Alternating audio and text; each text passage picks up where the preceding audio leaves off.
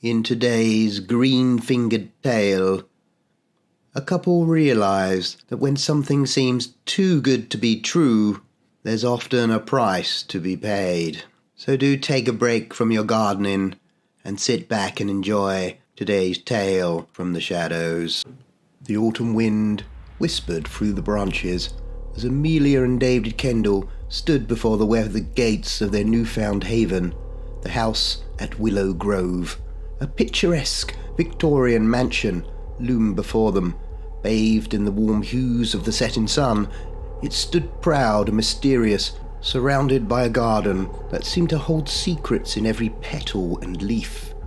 The couple had stumbled upon this gem through auction, the winning bid on the old lady's estate. The news of the elderly owner's demise had spread like wildfire through the small town, making the house available at a price that felt like a cosmic bargain. The Kendalls, young and adventurous, couldn't believe their luck. The house, with its elaborate architecture and quaint charm, beckoned them to start anew. As they entered through the creaking gate, the garden unfolded like a canvas of forgotten dreams. Flowers in every shade imaginable greeted them, and the air was perfumed with the sweet fragrance of nature's embrace. It was a dream come true. David, a pragmatic man with a penchant for fixing things, couldn't help but admire the intricate details of the property. Amelia, can you believe this place? It's like stepping into a fairy tale. Amelia, an artist with an eye for beauty, twirled under the overhanging branches. It's more than I ever imagined. And look at this garden. It's like it's been plucked from the pages of a storybook. The couple wandered through the garden, marvelling at the bursts of colour that adorned every corner. Birds chirped their evening melodies, creating a symphony that resonated with the joyous anticipation of a new beginning. As they strolled hand in hand, they noticed an intriguing-shaped door, nestled behind a thicket of roses. It didn't seem to lead anywhere, but it intrigued the couple. But for now, it remained firmly closed. Amelia brushed her fingers over the ornate carvings of the arch. I wonder what was behind here. David grinned, pulling her closer. Maybe it's like that movie, The Secret Plot Garden? We'll explore it later. Right now, let's revel in our stroke of luck. The couple continued their exploration, blissfully unaware of the secrets that lay dormant within the heart of their newfound paradise. Little did they know that the secret archway held a rhythm of its own, a haunting melody that would play out every seventh day, revealing a cryptic passage to a world beyond their dreams. Sunday arrived with an eerie stillness that hung in the air like a foreboding secret. The Kendalls, feeling the weight of curiosity, couldn't shake the sense that something inexplicable awaited them in the heart of their beloved garden. Amelia peered through the lace curtains, her eyes drawn to an otherworldly green glow that bathed the garden in an ethereal light. David, do you see that? What on earth is happening out there? They rushed outside, the autumn breeze carrying an unsettling chill as they approached the mysterious door-shaped archway. Now we're going to have a short scare break while you ease your nerves. So while you're waiting, don't forget, if you're enjoying the content, go ahead and stab that subscribe button right now. As doing so, you'll really help the professor spread his shadow of evil. Now, let's get back to the story. The once dormant passage now emanated an otherworldly energy, its eerie glow inviting the couple to step into the unknown. With hesitant steps, they crossed the threshold into a ghostly garden. The air felt heavy, and an unnatural silence enveloped them. As their eyes adjusted to the spectral ambience, they gasped at the sight that met them. The ground, adorned with half-buried body parts, a macabre tapestry woven into the soil. Amelia clutched at David's arm, her eyes wide with horror. What is this? Is this some kind of nightmare? Before they could comprehend the grotesque scene, a low, guttural shuffling reached their ears. Panic seized them as they turned towards the far end of the garden, where a cloaked figure emerged from the shadows. The figure's face, half decayed and contorted into a haunting grimace, sent shivers down their spines. A voice, both ethereal and filled with a hunger that echoed through the ghostly garden, whispered, "You intrude upon the domain of the forgotten." With hearts pounding, the couple fled, their footsteps echoing against the backdrop of the ghostly garden. The air thickened with an otherworldly energy as they raced towards the exit. Panic fueled their movements, and as they burst through the archway, the door sealed itself with an ominous thud. Breathing heavily, they clung to each other, terror etched in their faces. The glow subsided, returning the garden to its former beauty, as if the nightmarish vision had never occurred. Kendalls stood in the fading sunlight, the realization sinking in that their dream home held secrets far darker than they could ever have imagined. The morning after the harrowing encounter in the ghostly garden left the Kendalls shaken and determined to uncover the truth. Amelia, her eyes still haunted by the image of the night before, insisted they contact the local police. As the phone rang, the Kendalls anxiously paced the living room. Officer Daniels, a seasoned lawman with a skeptical demeanor, listened intently to their unsettling tale. He agreed to investigate, albeit with a certain skepticism evident in his voice. A police car pulled into the driveway, its siren slicing through the quiet suburban air. Officer Daniels and his partner, Officer Mills, approached the couple with a mix of curiosity and caution. The Kendalls led them to the garden, the very heart of the mystery. The once green archway now seemed innocuous, devoid of the eerie glow that had drawn them in the night before. Officer Daniels exchanged a bemused glance with Officer Mills as they examined the garden. David pointed to the supposed doorway. "It was here. We saw it. There were body parts and a cloaked figure. You have to believe us." Officer Mills sighed, glancing around the meticulously kept garden. "Folks, we've been all over this. There's no room, no secret doorway. It's impossible for anything to be hidden there." Officer Daniels, still unconvinced, added, "Maybe the excitement of the new home got to you. Moving can be stressful. Hallucinations are not uncommon." Amelia's frustration bubbled to the surface. "We saw it! It was real!" The officers exchanged glances again before Officer Daniels spoke. "Look, we'll file a report, but there's nothing we can do if there's no evidence of foul play.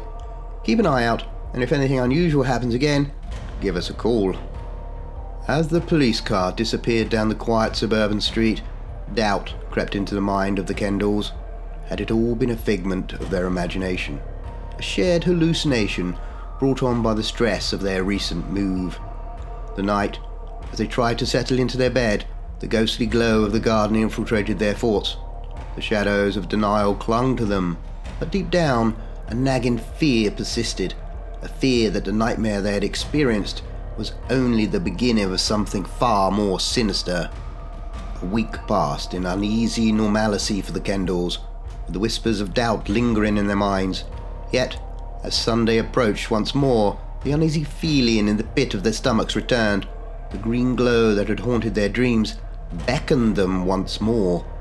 As the couple ventured into the garden, an air of trepidation surrounded them. The archway stood dormant, yet the green glow pulsed with an otherworldly energy. The garden, subtly altered, seemed to breathe with a life of its own. Flowers had bloomed, casting a surreal beauty that clashed with the darkness they knew lurked beneath the surface.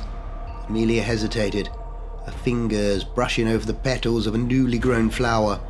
David, feeling a pang of dread, knelt to inspect. A gut-wrenching realization gripped them as they uncovered a human skull buried amidst the blossoms. "David, we're not imagining this. Something is terribly wrong," Amelia whispered, her voice trembling with fear. The shuffling sound from the far end of the garden interrupted their horrified thoughts. Slowly, they turned to witness the cloak-draped figure. The old lady, with a face half hidden, approaching them. But she looked different, rejuvenated, as though the life force stolen from the garden had restored her youth. As they watched in paralyzed horror, the glow of the archway began to dim. Panic surged through them, and David grabbed Amelia's hand. "Run! We need to get out now! The couple sprinted towards the exit, the sound of their own racing hearts echoing in their ears. Behind them, the archway closed with a final, ominous thud. They turned back to see the garden, now devoid of the green glow, and the entrance erased, as if it never existed. Breathing heavily, Kendall stood on the other side of the archway, their eyes reflecting the terror that had once taken root within them. The garden, a deceptive Eden, held secrets that defied reason and threatened to consume them whole. The rejuvenation of the garden was now undeniably linked to a malevolent force, and the ageless old lady, once a spectre of decay, had emerged as the haunting orchestrator of their descent into the unknown. The couple now faced a chilling reality. Their dream home harbored a darkness that defied explanation, and with each visit to the ghostly garden, they edged closer to an inescapable fate. With a desperate determination to prove the reality of the ghostly garden, the Kendalls embarked on a mission to capture the haunting events that unfolded every seventh day. Cameras strategically placed, phones poised to document the eerie secrets. They awaited the spectral opening with a mixture of fear and anticipation. As the archway once again unveiled the entrance to the ghostly garden, the couple hesitated before stepping into the beautiful yet ominous realm. The flowers, vibrant and alive, seemed to mock the horrors they concealed beneath the surface. Amelia noticed David's change in appearance, the toll of the inexplicable events etched across his face. "David, we need evidence. The police won't believe us unless we show them what's happening to you. Let's capture it all." The garden, bathed in an ethereal glow, greeted them with a deceptive beauty. The couple, phones at the ready, began recording the transformation. The once decaying ground now teemed with life, and the shuffling spectre had morphed into a beautiful woman. "Welcome to my garden," she spoke, her voice resonating with an otherworldly charm. "It's so nice to have some fresh new life in the place." As they filmed, the glow of the entrance began to dim, and a chill ran down their spines as the woman uttered, in a haunting command, "Stay. Feed my garden." Terrified, the Kendalls fled, narrowly escaping the closing archway. Safe on the other side, they gathered themselves, determined to review the footage and expose the truth. Back inside, they eagerly examined the recorded evidence, only to find an unsettling emptiness. The cameras showed nothing. No decaying garden, no ghastly figure, no haunting beauty. It was as if though the garden's secrets were meant to remain unseen, hidden from the lens of mortal eyes. The couple, now burdened not only by the terror within the garden, but also the inability to prove its existence, faced an agonizing reality. The malevolent force that rejuvenated the garden exacted a price beyond the visible, a toll on their very essence that left no trace in the recorded realm. Haunted by the relentless pull of the ghostly garden, the Kendalls, in a desperate bid for control, decided to board up the entrance. The once beautiful archway was now obscured by wooden barriers, a physical blockade against the horrors that awaited within. As they worked, fatigue set in quickly, their breaths becoming laboured. They exchanged worried glances, noticing the accelerated toll the garden had taken on their bodies. Yet, driven by a determination to sever ties with the malevolent force, they pressed on, completing the task despite the oppressive weight that clung to their chests. Amelia and David, staring at each other through aged eyes, were sobered by the realization that the garden was draining them of life. Days passed, the couple trapped in a torturous limbo. On the seventh day, a crash shattered the uneasy calm. The barricade lay broken, and the ghostly woman stood at the entrance, more youthful and alluring than ever. "Come, my garden needs feeding," she beckoned, her voice a seductive whisper that echoed through the air. Panic surged through Amelia as she called out for David. In the dim light, she saw him, entranced, and moving towards the woman. "No!" she screamed, racing towards him, The garden, relentless in its hunger, claimed him before she could intervene. As she approached the entrance, David was already inside, the ethereal doorway closing with a cruel finality. "David!" Amelia cried, her voice a desperate plea that echoed through the silent garden. The boards lay shattered, the illusion of control shattered. The candles were now ensnared in the clutches of a malevolence that refused to be subdued. Amelia, left outside the ghostly garden, was now alone in a world that seemed to mock her every effort to escape. The haunting reality of the garden's insatiable hunger had claimed her husband, leaving her to confront the depths of the horror that lurked within the enchanted grounds. Amelia awoke in the dimly lit living room, her body heavy with fatigue, every breath a struggle. Terror gripped her as she realized the cruel truth. David was gone, lost to the insidious hunger of the ghostly garden. She felt aged, drained, and utterly defeated. A sudden jolt startled her. As her eyes focused, the cloaked woman stood before her, young, beautiful, teeming with vitality. The woman beckoned with an otherworldly allure. "In my garden, you can have life. David waits for you there," she whispered, the promise of rejuvenation hanging in the air. "Come, come." Distraught and afraid, Amelia dragged herself towards the beckoning entrance. The once boarded up archway now stood open, a gateway to an unknown fate. As she crossed the threshold, the doorway closed behind her. Amelia Kendall was never seen again. The once perfect house at Willow Grove stood in eerie silence, its ghostly garden now claiming the souls of those who dared to enter. The chilling winds whispered through the overhanging branches, and the secrets buried within the enchanting grounds remained hidden from the world. Months later, a new couple found themselves the proud owners of the mysterious house at Willow Grove, blissfully unaware of the ominous history that clung to its walls. They marveled at their stroke of luck, acquiring such a beautiful home at an unbelievably low price. One fateful night, the couple noticed an eerie glow emanating from the hidden doorway in the garden. Intrigued, they ventured into the once decayed garden, now devoid of life and flowers. The air was heavy with an unsettling stillness.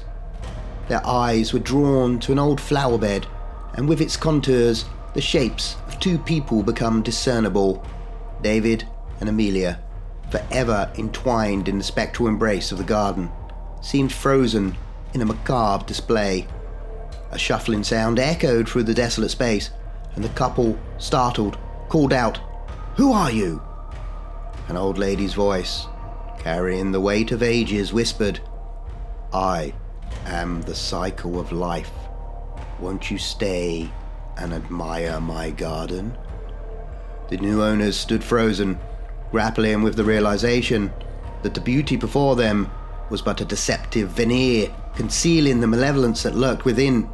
The ghostly woman, orchestrator of an eternal cycle, extended her invitation, beckoning the new couple to become part of the haunting tapestry that had claimed the lives of those who came before. As the entrance to the garden began to dim, the couple faced a choice: to stay and become another chapter in the dark history of Willow Grove, or to flee, breaking the cycle that sought to ensnare them. The once perfect house, now a vessel for a supernatural force that awaited its next victims, ensuring that a haunting legacy of the ghostly garden would persist through the ages. Ah, my dear nocturnal scholars of the macabre, it's time for a quick scare break. As we linger in these shadowy realms, a small favour I dare to ask. If my tales of terror bring you thrills, do not let our journey end here. Hit like, subscribe, and join our dark congregation. Now shall we delve deeper into the abyss. Let's embrace the darkness once more. Let's get back to the shadows. In a small town known for its ghost stories, A prankster finds amusement in scaring locals by pretending to be a ghost, but when his antics summon a real spectral entity, it seizes the opportunity to possess him, turning his harmless pranks into a terrifying reality. Watch as the line between the prankster and the paranormal blurs, leading to chilling consequences. In the heart of a bustling city, where the nights were as lively as the days, there lived a man named Alex Morrow. Alex, in his late 20s, had a knack for blending into the crowd, yet he harboured a burning desire to stand out. He found his calling in an unusual hobby, dressing up as a ghost and scaring unsuspecting pedestrians, capturing these moments on camera. His tool of trade was simple yet effective, a brilliant white sheet with meticulously cut eye holes draped over him to create the classic image of a spectral apparition. Alex's journey into the world of pranks began as mere fun, a way to break the monotony of his day-to-day life. He would sneak into quiet neighborhoods, parks, and occasionally the local cemetery, always after sundown. With a friend to handle the camera, he would jump out from behind trees or tombstones, eliciting screams and rapid retreats from his startled victims. Each successful prank left him with a rush of adrenaline and a growing sense of audacity. The real turning point came when Alex decided to upload his escapades on social media. He created a channel named Ghostly Gags by Alex and started posting his videos. The first few uploads garnered modest attention, but as he honed his skills in both scaring tactics and video editing, his channel began to attract a wider audience. People were amused and intrigued by the harmless yet heart-racing pranks. Comments poured in, views skyrocketed, and before long, Alex found himself becoming a viral sensation. With fame came the hunger for more elaborate setups. Alex began to explore more daring locations, abandoned buildings, old warehouses, and even rumored haunted spots in the city. His costume evolved too. He added eerie lighting and sound effects, making his ghostly appearance more convincing and terrifying. He became a master of timing and suspense, knowing exactly when to reveal himself for maximum effect. As his follower count grew, so did Alex's ambition. He dreamt bigger, planning pranks that were more intricate and frightening. He was no longer just another face in the crowd. He was the Ghost Prankster, a name that echoed across social media platforms. People eagerly awaited his next video, speculating where and how he would strike next. But as he delved deeper into his role, Alex began to feel an unsettling connection with his ghostly persona. It was during one of his late-night editing sessions that he first noticed something odd in the footage. There, in the background of his latest prank, was a figure draped in white, just like him. He paused the video, leaning closer to the screen, his heart pounding in his chest. It looked like a person, yet there was something off about it, a certain blurriness, an ethereal quality. Probably a glitch in the video, Alex muttered to himself, trying to shake off the uneasy feeling, but as he continued to edit, he couldn't help but feel watched, as if the figure in the video was more than just a digital anomaly. Unbeknownst to Alex, this was the beginning of a chilling journey, one that would blur the lines between his reality and the ghostly realm he so playfully mimicked. The night air was cool and tinged with the excitement of an upcoming prank. Alex Morrow, with his newfound fame as the Ghost Prankster, had set his sights on a new, thrilling location, an abandoned hospital on the outskirts of the city. Rumors of its haunted past made it a perfect setting for his most ambitious prank yet. The target was a group of friends who had dared each other to explore the eerie hospital. Alex learned about their plan through social media and saw it as a golden opportunity. He arrived early to set the stage, placing hidden cameras in strategic locations to capture every angle of the impending scare. Dressed in his signature white sheet, he felt a familiar surge of adrenaline.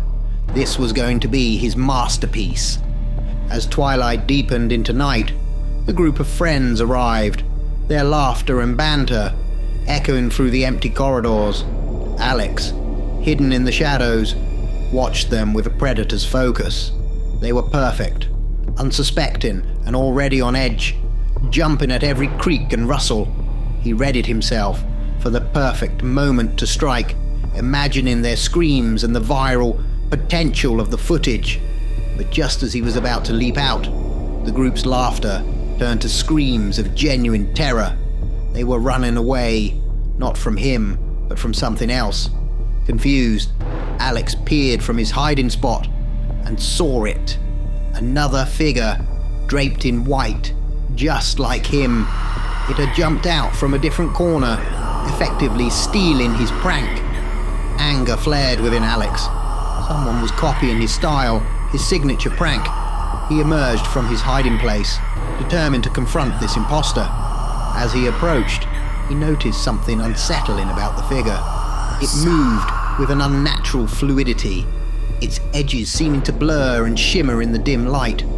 Standing face to face with the figure, Alex felt a cold shiver run down his spine. He could see now that this was no ordinary prankster. The figure's eye holes were dark and endless, and as it met his gaze, a sense of deep dread filled him. It was like looking into a dark mirror, a reflection of himself, yet wholly otherworldly. For a moment, they just stared at each other, the silence between them heavy with unspoken questions. Then, without a sound, the figure slowly faded away, disappearing into thin air. Alex was left alone in the cold, empty corridor, his heart racing and his mind reeling. What had he just seen? Was it a trick of the light, a hallucination brought on by his obsession with ghosts? Or had he somehow summoned a real spectre, a ghostly counterpart, drawn to his mimicry of the supernatural? Shaken, Alex hurriedly gathered his equipment and left the hospital. The thrill of the prank was gone, replaced by an unsettling fear he couldn't shake off. That night, he couldn't sleep, haunted by the ghostly figure's eyes, a mirror of his own, yet filled with an eerie, unknown depth. Unbeknownst to Alex, this encounter was just the beginning. The boundary between his pranks and the paranormal had been crossed, and there was no turning back. The ghostly figure was more than just a rival. It was a harbinger of the strange and terrifying events that were about to unfold in his life. Alex's mind raced as he hurried home, the eerie image of the ghostly doppelganger imprinted in his thoughts. The night's events had unnerved him, a feeling he wasn't accustomed to. Entering his small, dimly lit apartment, he tried to convince himself that what he had seen was just a trick of the mind, a shadow cast by his overactive imagination. But as he slumped onto the couch, his eyes weary and mind still swirling, something caught his attention. A movement, swift and white, passed by his window. What the? He muttered, his heart skipping a beat. Bolting up, he rushed to the window, peering out into the dark street, but there was nothing. No sign of the white-sheeted figure, no clue as to what he might have seen. Turning around, his eyes darted down the hallway, and there it was again, the figure, moving with a spectral fluidity. It was here, in his home. His safe haven had been breached. Adrenaline surged through him as he sprinted down the hall, but when he reached the spot, he found nothing but the empty corridor, its silence mocking his fear. What the hell is going on? Alex exclaimed, his voice echoing off the walls, a mix of anger and fear. He needed to talk to someone, to share this madness, and maybe find some rational explanation. He grabbed his phone and dialed his best friend, the one person he trusted implicitly. The call connected, but what came through the speaker wasn't the familiar voice he expected. Instead, a ghostly whisper slithered into his ear, chilling and surreal. I can't wait to join you. In a reflex of terror, Alex hurled the phone across the room, where it crashed against the wall, the lines still open, emitting that eerie whisper. He stood there, breathing heavily, his mind reeling. This couldn't be real. Ghosts weren't real, but the fear gripping him was undeniably genuine. I need to get out of here.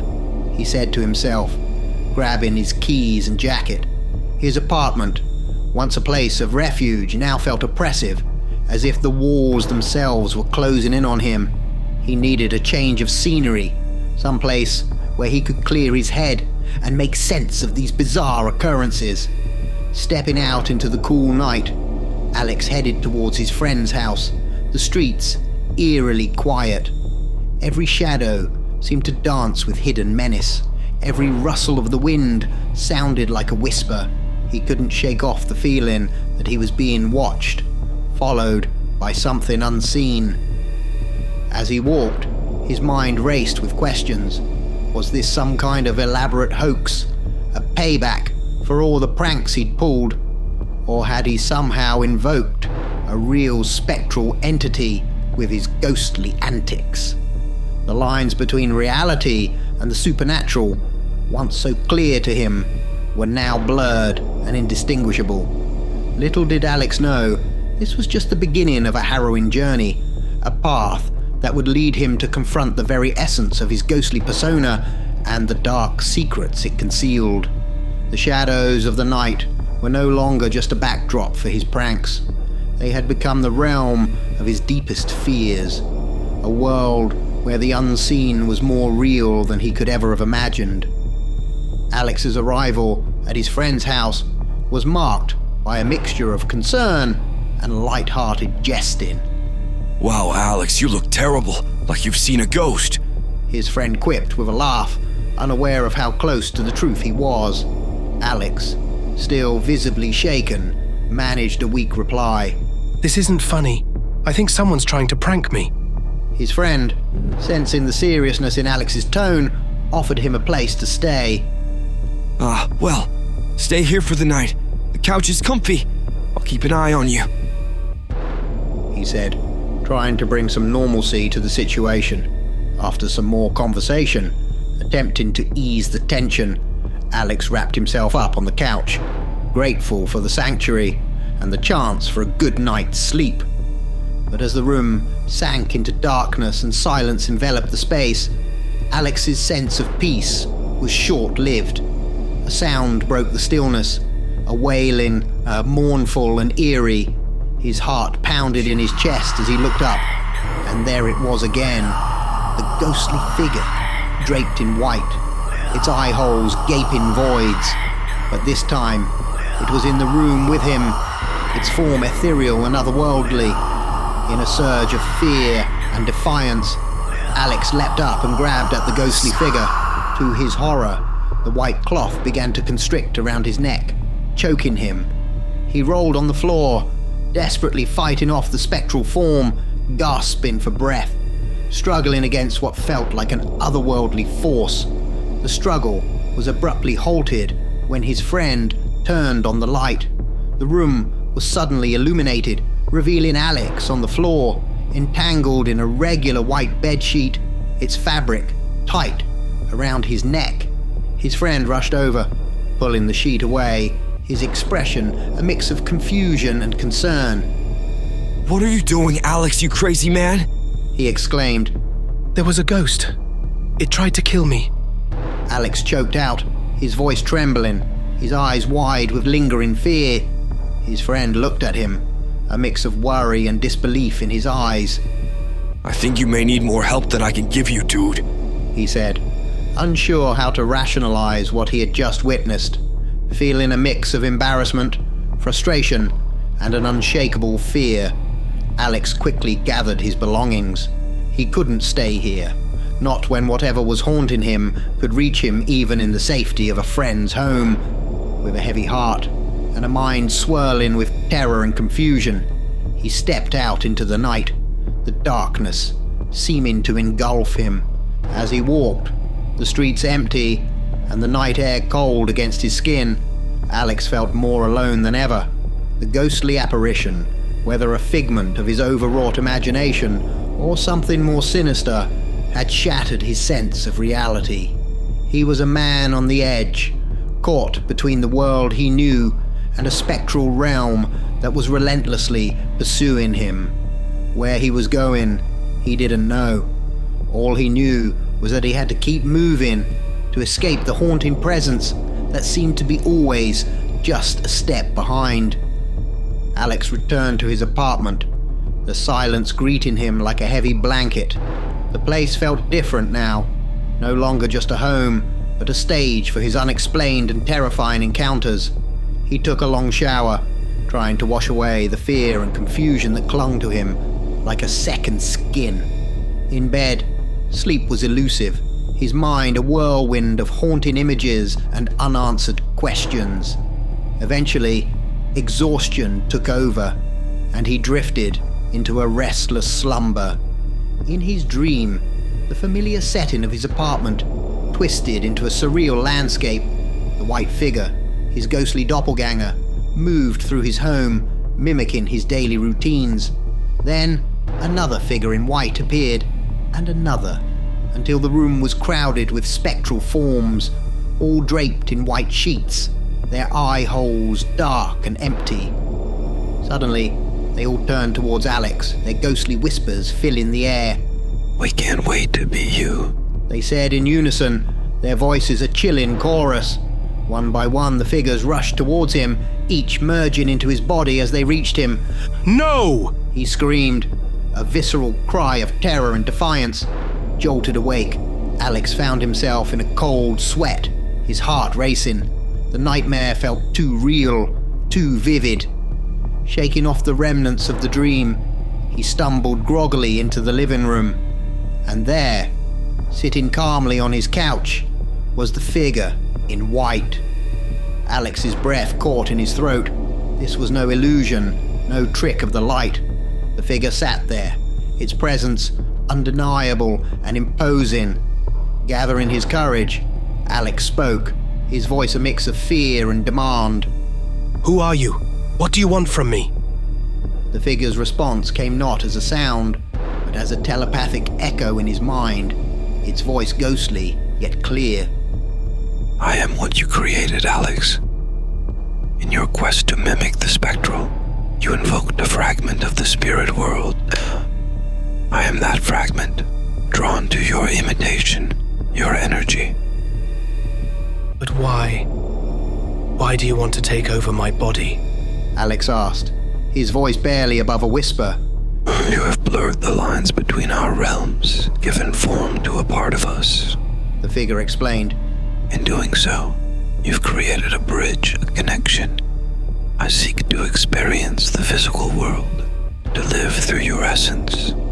In your portrayal of a ghost, you've opened a door that cannot be easily closed."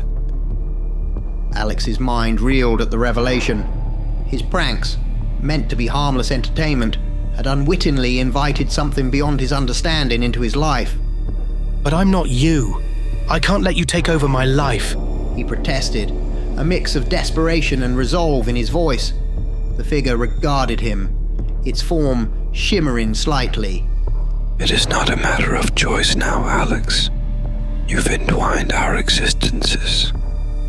I am a shadow of your creation, and you are the vessel through which I can experience this world." The realization hit Alex like a physical blow. His actions, once thought harmless, had consequences that were now haunting him in the most literal sense. He was facing a dilemma far beyond anything he could have imagined. A spectral entity, birthed from his own fascination with the ghostly, now seeking to become a part of his very being. As the figure in white faded away, leaving Alex alone in the dim light of his living room, he knew that his life would never be the same. He had to find a way to resolve this, to separate his existence from the spectral presence that now clung to him. But how do you fight something that is both a part of you and yet so eerily otherworldly? The question hung in the air, as tangible and haunting as the ghostly figure that had just vanished before his eyes. Alex sat crumpled on the floor of his living room, his mind a maelstrom of fear and despair. The revelation from the spectral figure had left him feeling trapped, his will crumbling under the weight of an impossible situation. What can I do? He sobbed to himself, feeling utterly defeated and alone in his struggle against an unseen force. As his tears subsided to quiet sobs, the air in the room shifted, becoming colder, heavier. The figure in white materialized before him again, its presence both menacing and oddly comforting in the empty apartment. Alex looked up, his eyes red and swollen, a mix of resignation and faint hope flickering within. I see your despair, Alex. The figure spoke, its voice echoing in his mind. There is a way for you to be free of this burden. A way to separate our entwined existences. Alex's heart skipped a beat. How? Please tell me. He pleaded, desperation clear in his voice. The figure hovered closer, its form almost blending with the dim light of the room. There is an ancient ritual, one that can sever the connection between our realms, but it requires preparation and a strong resolve. Are you willing to do what is necessary? Alex nodded vigorously, a glimmer of hope rekindling in his heart. Yes, anything. Just tell me what I need to do. The ghostly figure outlined the details of the ritual. It required Alex to gather certain esoteric items, some of which were rare and difficult to obtain. He would need to draw an intricate symbol on the floor of his apartment, light candles at specific points, and recite an incantation at the stroke of midnight. The ritual, the figure explained, would create a vortex that would pull the spectral entity back into its own realm, severing the connection permanently. Alex listened intently, memorizing every detail. It all sounded so bizarre, so beyond the realm of his normal life, but he was willing to try anything. The figure's instructions were clear, and Alex felt a renewed sense of purpose. This could be his chance to regain control of his life, to banish the haunting presence that had turned his world upside down. However, unknown to Alex, the figure's intentions were far from benevolent. The ritual was a ruse, a deceptive ploy designed to weaken Alex's mental defenses and make his body more susceptible to possession. The spectral entity needed Alex to willingly participate in the ritual, to open himself up to the spirit world, making it easier for the figure to integrate into his physical form. Blind to the deception, Alex set out to prepare for the ritual. He scoured the city for the necessary items, his determination overshadowing the lingering doubts in his mind. As night approached, he carefully arranged everything in his apartment, following the figure's instructions to the letter. The clock struck midnight, and Alex began the incantation, his voice steady but laced with fear. The candles flickered as he spoke, casting eerie shadows across the room. He could feel the air thickening, the presence of the spectral figure growing stronger, its form becoming more defined in the dim light. But as the ritual neared its climax, a nagging doubt crept into Alex's mind. What if this wasn't the solution? What if he was making things worse? The realization came too late, as the room seemed to spin around him, the boundaries between his world and the spectral realm blurring into oblivion. Alex's last conscious thought was a desperate hope that he had not made a grave mistake, but as darkness enveloped him, he felt the spectral figure merging with his own form, its ghostly essence intertwining with his being. The ritual, a deceptive trap, had played out exactly as the figure had planned, and Alex was now caught in a struggle for his very soul, a battle that he was unprepared for and that had only just begun. In the aftermath of the ritual, Alex found himself in a state of disorientation and weakness. The laughter of the ghostly figure echoed around him, a sound that was both triumphant and chilling. As he looked up, his vision was clouded, as if he was seeing the world through a dense fog. Before him was the familiar white sheet with large, gaping eye holes, but everything seemed distorted, surreal. His attempts to move were met with sluggishness and clumsiness. His surroundings appeared blurry and ethereal, as if he were no longer part of the physical world. A horrifying realization dawned on Alex. He was now viewing the world from the spirit realm.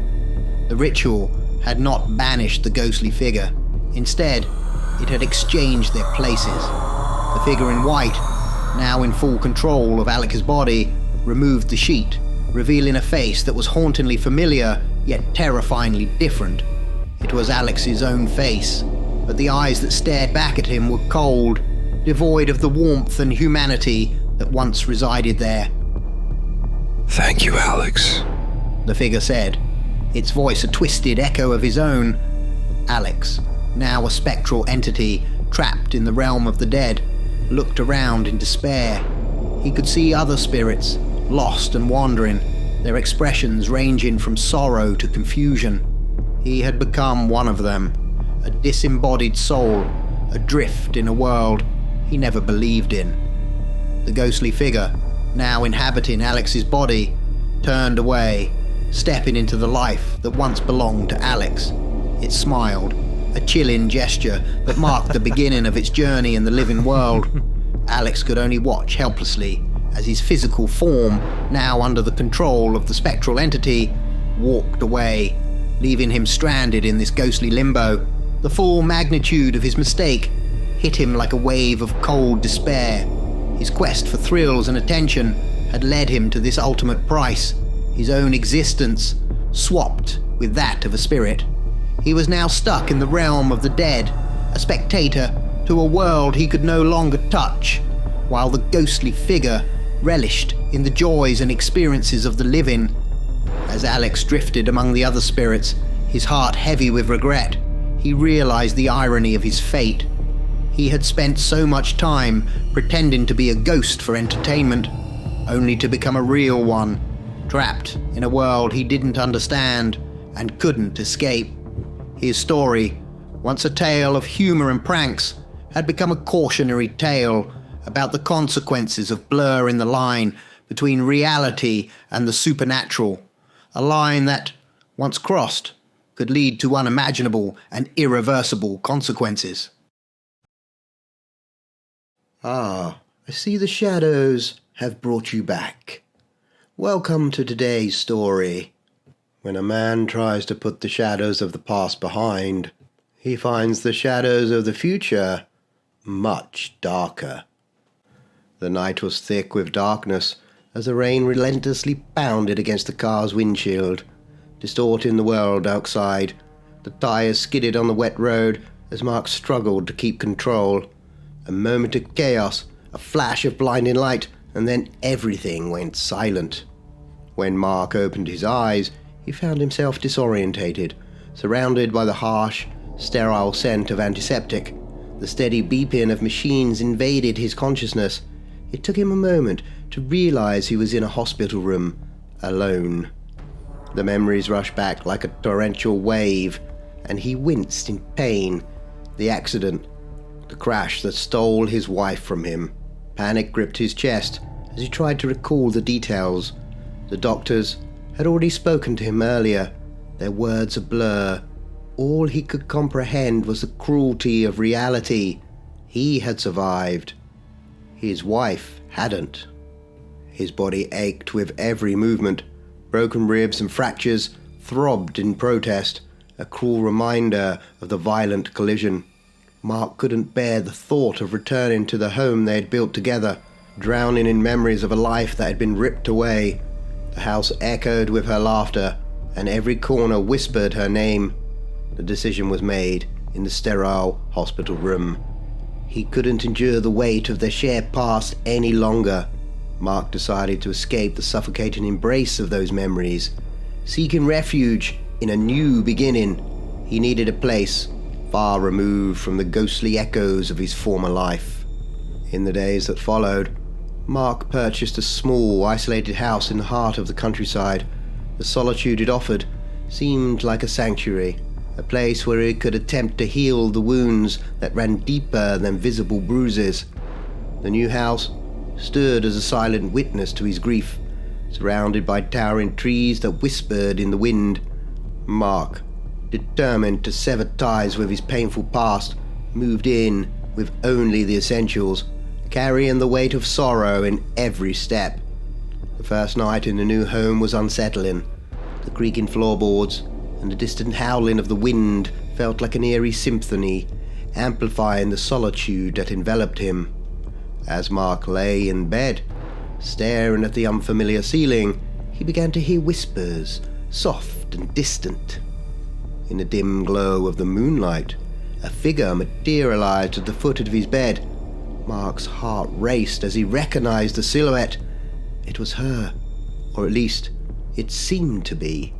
The apparition of his wife stood there, a ghostly visage with hollow eyes that seemed to pierce through his soul. "Mark," the spectre spoke, her voice echoing with an otherworldly quality. "We can be together here, just you and me." Mark's eyes widened in disbelief. Was this a manifestation of his grief, or was he truly witnessing the spirit of his departed wife? The figure urged him to wait, to prepare, promising a reunion beyond the veil of life and death. Little did Mark know, the spirit that stood before him harbored dark intentions. The morning sun struggled to pierce through the heavy cloud cover as Mark awoke. Tangled in a web of uncertainty, the events of the previous night clung to his consciousness like a fading nightmare.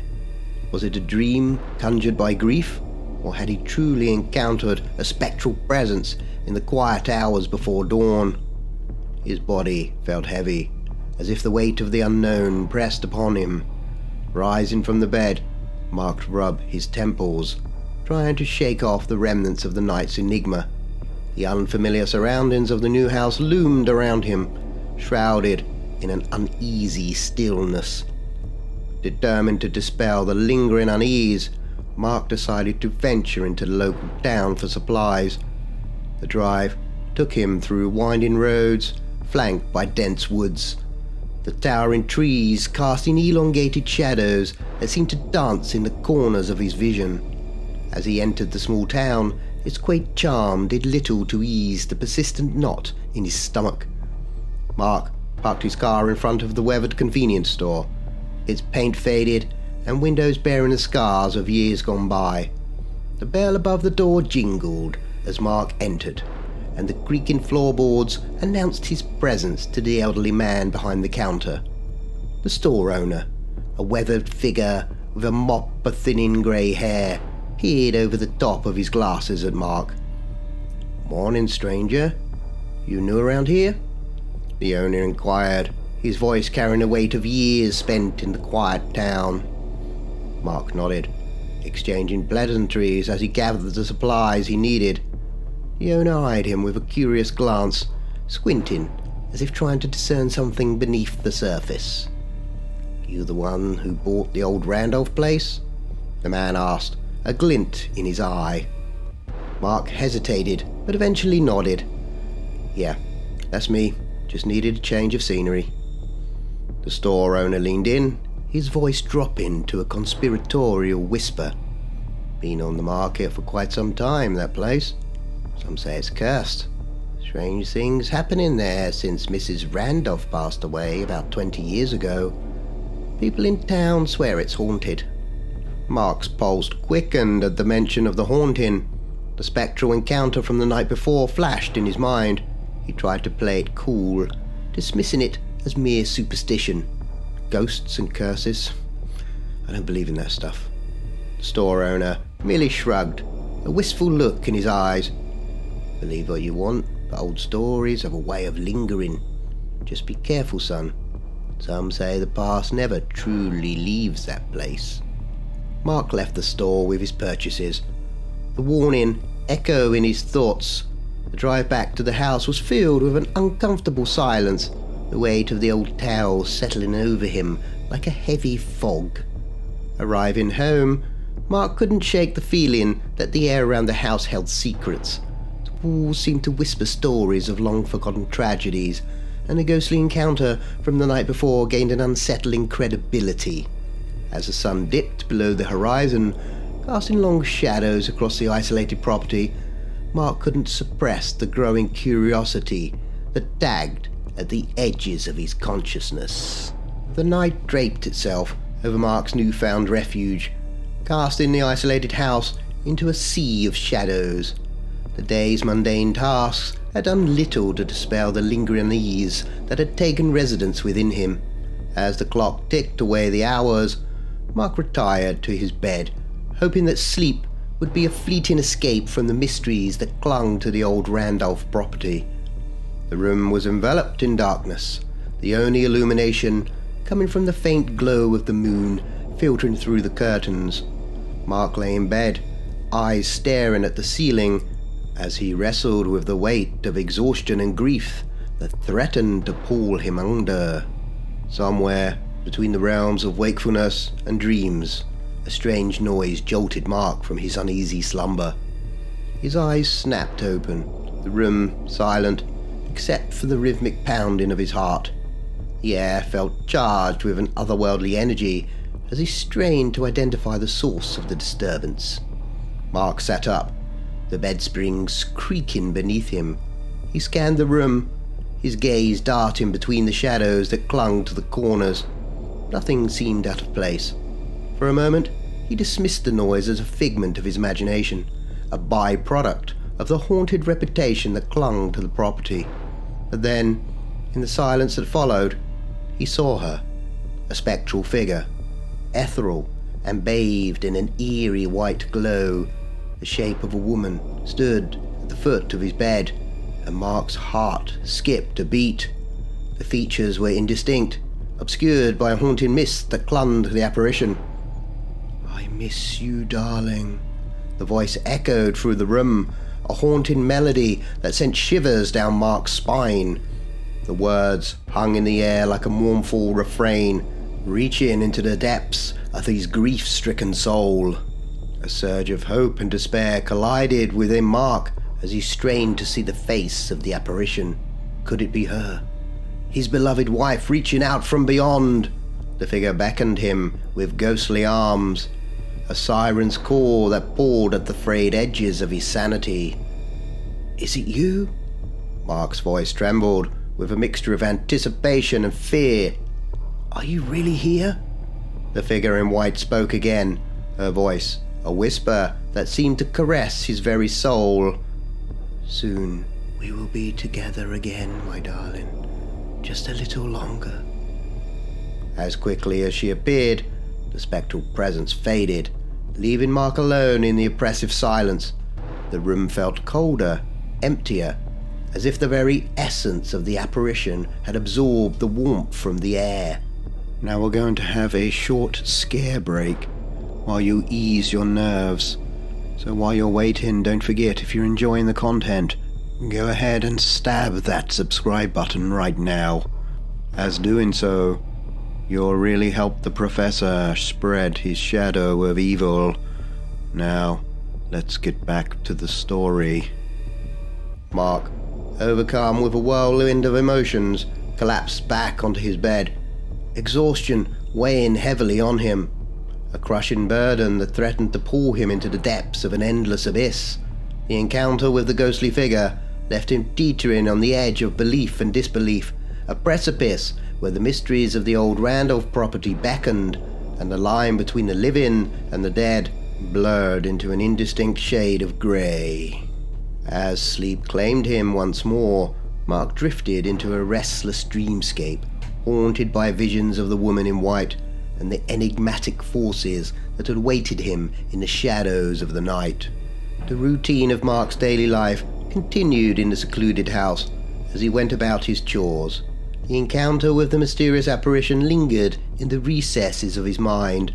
The knock on the door shattered the quiet routine as he found himself face to face with a neighbor from over the hill. "Hello, I'm your neighbor. Well, as close as. I'm from the house over the hill there. Just popped by to say hi." The young woman greeted him, her smile warm and genuine. Mark though initially hesitant, welcomed the company. A need for human interaction, even in the mists of solitude, tugged at him. "Hello," he replied, inviting her in. They exchanged pleasantries, and Mark learned that the woman had been living in the area for a few years. As the conversation flowed, Mark couldn't help but be drawn to the topic that had been haunting him since he arrived, the history of the old Randolph property. "Do you happen to know anything about the people who owned this place before me?" Mark asked, trying to sound casual. The woman hesitated for a moment, as if choosing her words carefully. "I only know about the 2 owners, including you. People don't tend to stay here for very long. The couple before you, they left after about 3 months. Complained about strange noises, seeing things." Mark's heart skipped a beat at her words. "What kind of things?" he pressed, urgency colour in his voice. The woman shrugged, her expression uncertain. "Not sure, really. They didn't go into much detail. Just said the house felt off." A shiver ran down Mark's spine as he nodded, concealing the turmoil within him. The mysterious occurrences weren't confined to his experiences alone. The old Randolph property seemed to have a dark reputation, one that whispered of unsettling phenomena. Before Mark could delve further into the conversation, the woman excused herself, mentioning that she was just over the hill if he ever needed anything. As she got into the car and started to drive away, she glanced back at the house. In that fleeting moment, she swore she saw the figure of an old woman in the window, staring at her with an intensity that sent a chill down her spine. Anxiety gripped her momentarily, but when she looked again, the window was empty, the stern figure gone. She shook off the unease, attributing it to an overactive imagination. Nevertheless, a seed of doubt had been planted, and as she disappeared over the hill, Mark was left alone once more, grappling with the shadows that seemed to weave through the fabric of his newfound isolation. The night descended upon the old Randolph property like a shroud, and Mark succumbed to the embrace of sleep. Dreams, or perhaps nightmares, danced at the edge of his consciousness, weaving a tapestry of the past and spectral encounters that had begun to haunt his every waking moment. Suddenly, Mark was ripped from the comforting realm of dreams by an unsettling symphony of noises echoing through the quiet house. He sat up, the oppressive darkness pressing down on him. Determination gripped him, fueled by a growing need to confront the mysteries that lingered in the shadows. Leaving the comfort of his bed, Mark moved cautiously through the dimly lit hallways, following strange sounds that seemed to beckon him. At the end of the corridor, a figure stood, ethereal, cloaked in white, and calling out to him. "Soon we will be together again, my darling," the voice echoed, its haunting melody resonating through the walls. Intrigued and anxious, Mark followed the figure as it drifted down the hallway. However, as it passed by a mirror hanging on the wall, an unsettling revelation unfolded. The reflection in the mirror betrayed the apparition's guise. An old hag, aged and decrepit, stared back at him with hollow eyes. Mark's gaze lingered on the reflected horror, his breath catching in his throat. The image in the mirror noticed his scrutiny, and the reflective surface frosted over in an instant, obscuring the grotesque vision. "What the?" Mark began to say, but before he could comprehend the surreal sight, an overwhelming fatigue swept over him. His eyelids grew heavy, and his limbs felt like lead. Barely able to keep his eyes open, Mark stumbled back to his bedroom and collapsed onto the bed. The next thing he knew, sunlight filtered through the curtains, painting the room in shades of gold. Confusion clouded Mark's mind as he glanced at the clock. 4 p.m. He had slept through the entire day, lost in a slumber that felt more like a descent into an abyss. The day wore on, and the enigma surrounding Mark's new residence deepened. Sally, the concerned neighbour from over the hill, decided to pay him another visit, her intentions pure, driven by a desire to check on his well-being.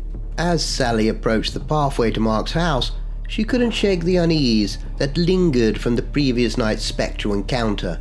Glancing into her rearview mirror, she was met with a shocking sight. An old hag, wrinkled and grey, screaming at her, "He's mine!" Startled, Sally slammed on the brakes, her heart pounding in her chest. She checked the back seat and found nothing, just the chilling echoes of a voice that seemed to claw at her sanity. Shaking off the disconcerting moment, she continued driving to Mark's house. Upon arrival, she was met with an eerie scene, a face in the window. The old hag, gazing at her with malevolent eyes that seemed to pierce into the depths of her soul. As Mark opened the door, Sally couldn't conceal her shock. "Mark, are you okay? You look exhausted and older."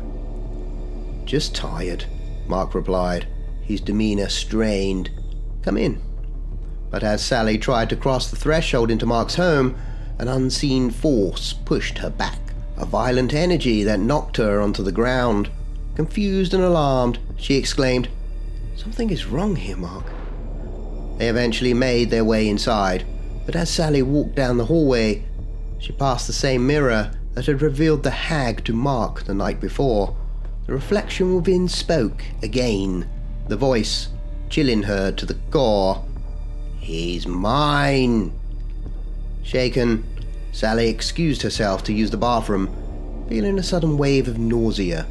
As she looked into the bathroom mirror, her own reflection stared back at her, aged and old.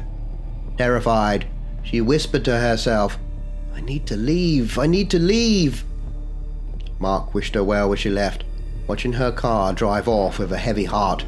As Sally glanced into the rearview mirror, intending to wave goodbye, she saw Mark standing at the door, but the old hag now loomed right behind him, a spectral warning that echoed through the unraveling mysteries of the haunted house over the hill. Mark, unsettled by Sally's visit, the inexplicable events that seemed to be draining his strength, succumbed to the wariness that clung to him like a shadow. As he drifted into a restless sleep, the dreams that awaited him spoke in unsettling whispers. In his dream, Mark found himself within the confines of his own house. The porch held a familiar sight, his wife sitting in a chair, bathed in an ethereal glow. He approached, but his movements felt sluggish, as if wading through thick fog. As the scene unfolded, the image of his wife transformed, the features distorting into those of the disfigured old hag with a grey face and sunken eyes.